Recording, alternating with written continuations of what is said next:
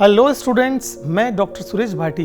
आज के इस वीडियो में आपको बताऊंगा कि आप क्लास 12th आर्ट्स की पढ़ाई कैसे करें जिससे आप 100 आउट ऑफ 100 प्राप्त कर सकें। यह वीडियो 3 पार्ट में डिवाइड है। Part 1 syllabus division, part 2 schedule, part 3 how to prepare यानी कि कैसे पढ़ें। अब हम सबसे पहले बात करते हैं पार्ट 1 यानी कि हाउ टू डिवाइड सिलेबस।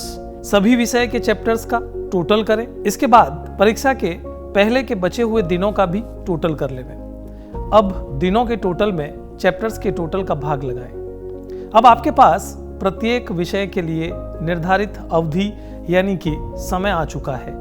जैसे कुल दिन 100 है तथा चैप्टर्स की संख्या 20 है, तो प्रत्येक चैप्टर के लिए आपको मिलेंगे 5 दिन। अब आप अपनी पढ़ाई निर्धारित दिनों में कैसे पूरी कर सकें, इसका तरीका हम पार्ट 2 में देखेंगे।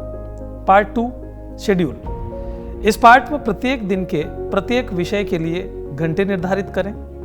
मान लीजिए आपके स्कूल का समय सुबह 7:30 से दोपहर 1:30 बजे तक का है। घर पहुंचने में, लंच करने में तथा रेस्ट करने में आपने लगभग 1.5 घंटे का समय लगाया।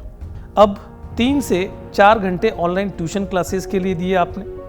शाम को 7 बजे से 8 बजे तक राजनीति विज्ञान विषय, 8 से 9 बजे तक भूगोल, 9 से 10 बजे तक इतिहास, या फिर इसके अलावा आपके पास अन्य कोई भी वैकल्पिक विषय है तो आप उनका अध्ययन करें। रात को 10 बजे से सुबह 5:30 बजे तक आप एक अच्छी नींद लें।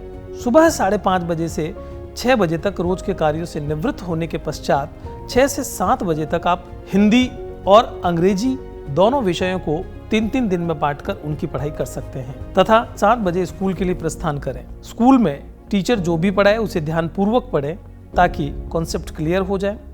यदि स्कूल में थोड़ा समय रिक्त मिल जाए यानी पीरियड वैकेंट हो तो होमवर्क कर लें।